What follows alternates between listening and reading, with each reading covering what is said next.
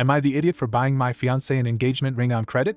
My fiancé 27F and I, male 29, have been together for 3.5 years. When we met I was in about $26,000 in credit card debt, and she hated it. I made some stupid decisions out of college, but I had a pretty good paying job at the time and would pay it off within a year easily. Almost broke up with me when she found out. We had been dating for 6 months then. She is weirdly allergic to debt or something, has a credit card but almost never uses it, and refuses to even get an auto loan. Her car was paid in cash and she paid off her student loans already. I don't find being in a bit of debt so bad as long as I know I can pay it off soon, but she hated that I was in debt, and I basically had to beg her to stay and promise I would pay my debts. I did it within a year and we were fine. Financially she finds me wasteful and I find her really cheap. She never eats out for even something small and will starve herself if she is shopping at the mall and waits till she gets home to eat something. She never drinks or even has a coffee because she finds that stuff expensive. She always shops secondhand and pretty much compares all prices before buying anything. The crazy part is she makes $110,000 as a manager at a consulting company. She also owns her own place where we both live and I pay rent to her.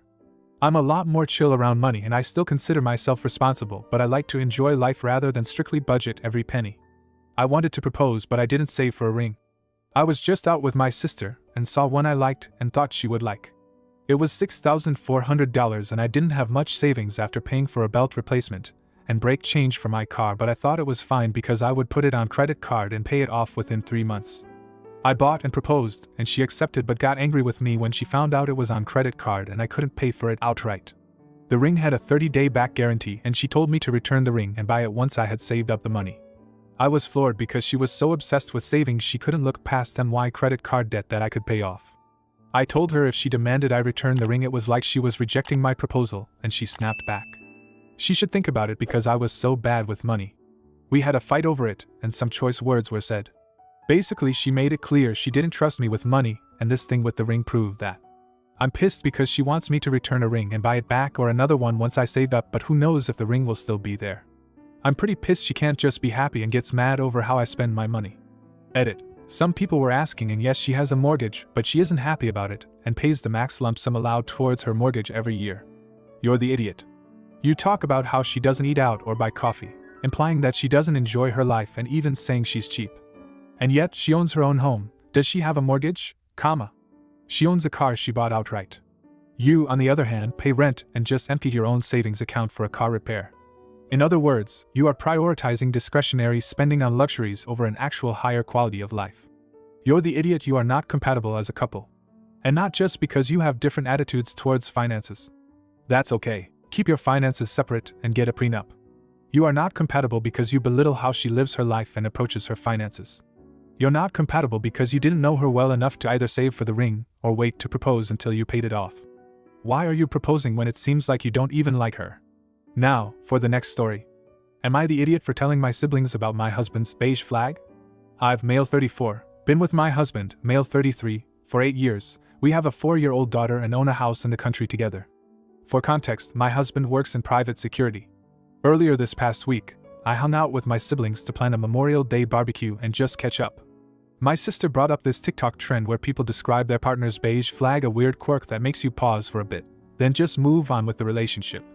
We all were sharing our partner's little quirks, and I mentioned what I felt was my husband's. Every night, the last thing he does before going to bed is a perimeter check. He literally gets out of bed with a flashlight and walks the tree line around our property, looking for anything out of the ordinary. If he doesn't do it, he won't sleep until he does. He even does it at hotels when we're on vacation. I find it super endearing. It's one of the ways he shows his love for myself and our daughter. We hosted a barbecue for our families yesterday. My husband was sort of meandering around, checking to make sure trash was put away properly, as our area can sometimes have bears. My brother-in-law made a mean comment to him about doing a perimeter check early in the day, and I think it embarrassed my husband a bit. He can be very shy, and I think it just puts him out a bit. I chewed my brother-in-law out for being an ass. Last night, I apologized to my husband for brother-in-law's behavior and passed along an apology from my sister. My husband was still pretty upset and said that it's his private thing he does, and he didn't think it was right of me to have told my siblings. He even called it mean for me to have done. I said I didn't think it was a big deal, especially when he does it in full view of our neighbors and strangers when we're on vacation. I didn't say it to embarrass him. I was more so sharing something I love about him. He didn't really accept that, and said he didn't want to talk about it. Things were tense over breakfast this morning, and when he came home, he said he was still feeling upset with me and wanted some time to himself. I feel like he's overreacting, but I also don't keep many things private, so I don't know how it feels to be this guarded. You're the idiot for thinking he's overreacting. You told the story for laughs and then people laughed. You made a joke at your husband's expense, behind his back, and chewed your brother-in-law for doing the exact same thing only to his face. You fully knew it was a beige flag because you said so. Now you are pissed he's a bit upset?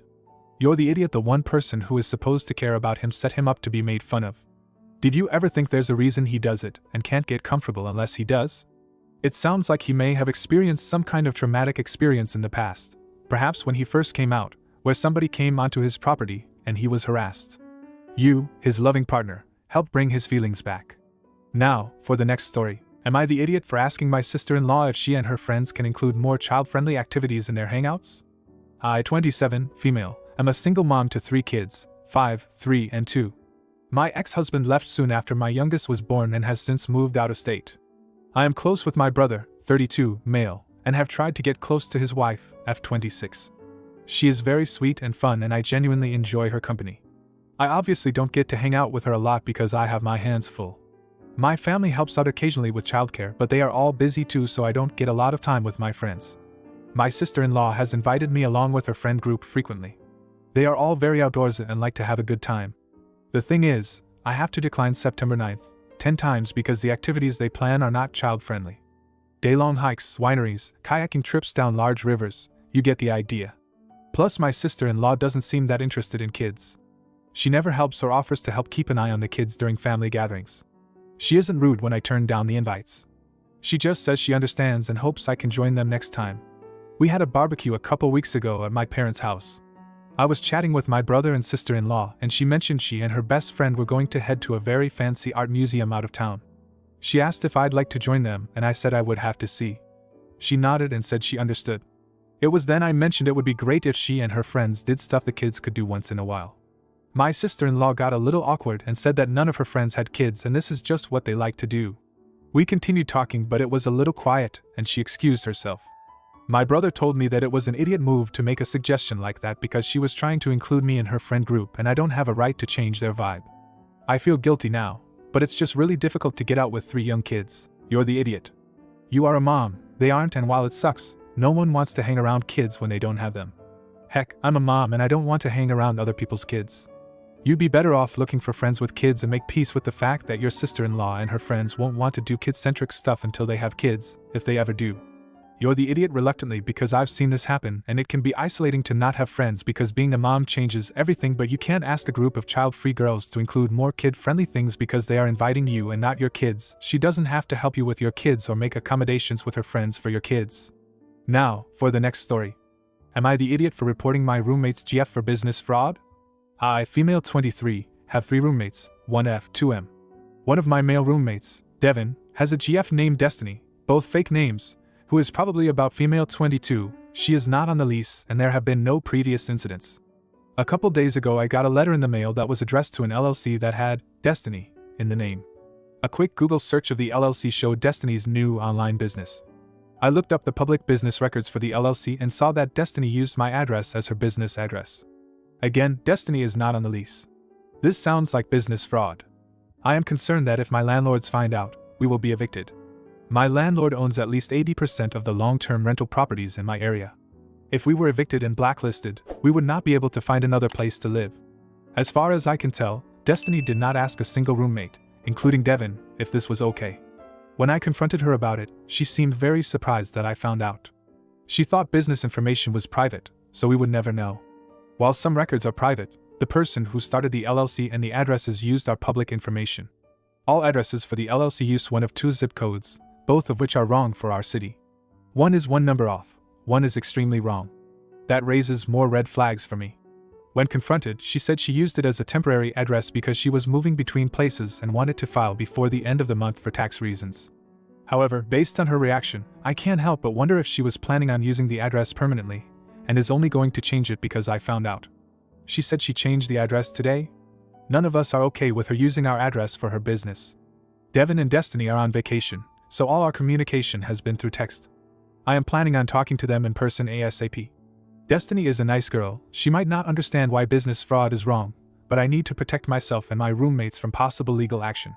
None of us have money for legal counsel. She is either completely oblivious or something is shady. I filed a report about the false address to our Secretary of State Department.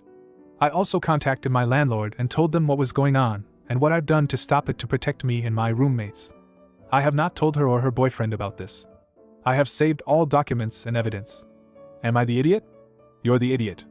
You reported her to state agencies without any proof that she was using that address for anything remotely fraud-like? She should not have used your address without talking to you first, but you're clearly doing too much that might really hurt her.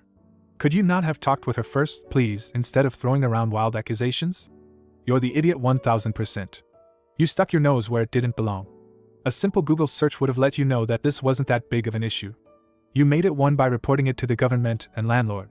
At best you overreacted, but I suspect there is something deeper going on, because why go through the trouble of reporting her to the government instead of simply informing the landlord? At the end of the day, OP needs to mind the business that pays her and stay out of others. Now, for the next story. Am I the idiot for telling my friend that I don't have the mental capacity to listen to her complain about rich people shit? At the moment? When I, female 24, was younger, I received a scholarship to attend a private high school. I had a hard time fitting in at first because everything about me gave away the fact that I didn't come from a well-off family. It wasn't uncommon for me to just cry in bed after I came home from school. One day, when I was eating lunch by myself for what seemed like the 500th time, Jenny, female 25, sat next to me and asked me how I was doing. I was initially suspicious that someone dared her to talk to me, but she then ate lunch with me for the rest of that week. I'm forever grateful for what she did, and we've been friends since. Jenny's life seemed ideal to me at first. She lived in a beautiful house, wore designer clothes, and always had the latest iPhone. As we grew closer, she confided in me that her life absolutely sucked. She said that her parents, both surgeons, seemed to care more about their patients than about her. They never showed up to any of her choir concerts or track meets and had to be dragged to graduation. She wished that her family was like mine, as my family actually ate dinner together at the table. That said, some of Jenny's problems really did scream rich people. For her 17th birthday, her parents promised her spring break road trip to the Grand Canyon. She was so excited during the month leading up to spring break, and I was so excited for her. On the Friday before spring break, Jenny tells me that her parents changed their minds and instead did what they've always freaking done. For her birthdays and Christmas, hand her their credit card, tell her to buy whatever she wanted, and then barely acknowledge her existence. I'm going to be completely honest. There were many occasions when I wished that my most pressing problem was being forced to go on a shopping spree. However, I kept my mouth shut because Jenny's home life truly was terrible thanks to her completely absent parents. Moving ahead to today, Jenny is making around $200,000 in the tech industry. I'm not making anywhere near that kind of money, but I'm doing okay for myself. We aren't as close as we used to be ever since she moved to California, but we still text each other several times per week. My rat Emil died on Saturday, and last night I learned that my grandma's cancer came back with a vengeance. I'm obviously not in the best mental state at the moment. I texted Jenny about this, and after a holy fucking poop, that really sucks. She complained that the new coffee brand in the break room is poop compared to the old one, and to make it worse, no one in the office knows what the old brand was, so she can't go buy it herself. She then complained that the cafeteria in her building stopped serving a particular gelato flavor, so she's had to go to another building if she wants it. I said, Jenny, I love you, but I really don't have the mental capacity to listen to you complain about rich people poop right now. She called me a jerk and said that friends always listen to each other's problems. You're the idiot. Your friend's parents neglected her and made her feel like nothing, and you scoff at her problems because she has a credit card?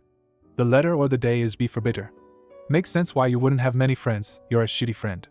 Everyone sucks here. Well, I think it was insensitive of her to immediately change the subject and complain to herself. I think you were off base with it being a rich people. Think she was just complaining about mundane, typical work annoyances. Which again, not appropriate when you told her your news, but not really a rich thing. If you like this video, you'll probably like these too. Also, while you're here, please consider subscribing. It's your support that keeps this channel alive and allows me to make better and longer videos. Have a great day.